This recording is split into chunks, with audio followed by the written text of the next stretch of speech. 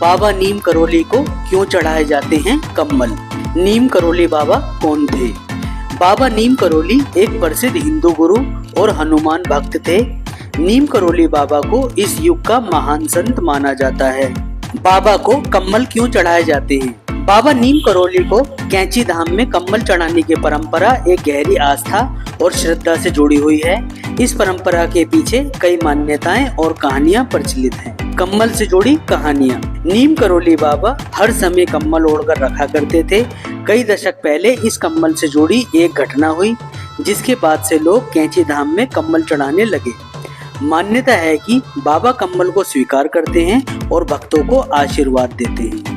कम्बल से जुड़ी घटना का जिक्र नीम करोली बाबा के एक भक्त रिचर्ड एल्बर्ट यानी रामदास ने अपनी किताब मिरेकल ऑफ लव में किया है।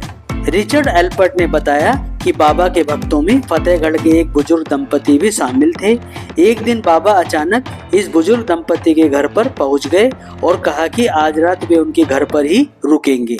बुजुर्ग दंपति बहुत ही गरीब थे, लेकिन फिर भी उन्होंने बाबा का दिल से आदर सत्कार किया और फिर सोने के लिए बाबा को चारपाई और ओढ़ने के लिए कंबल दिया। रात भर सोए नहीं बाबा। रात में बाबा कंबल ओढ़कर सो रहे थे। ऐसे करहा रहे थे कि जैसे उन्हें कोई मार रहा है। इसे देखकर बुजुर्ग दंपति रात भर चिंतित रहे। सुबह बाबा ने यह कंबल लपेटकर दंपति को दिया और कहा कि इसे बिना खोले गंगा में प्रवाहित कर दें। बुलेट प्रूफ कंबल की कहानी।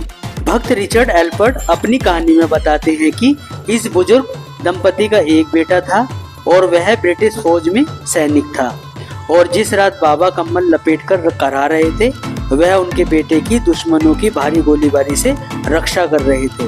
बाबा का चमत्कार। बुजुर्ग दंपति को जब ये बात उनके बेटे ने बताई कि कैसे उसकी जान बची, तो वो बाबा के चमत्कार को समझ गए।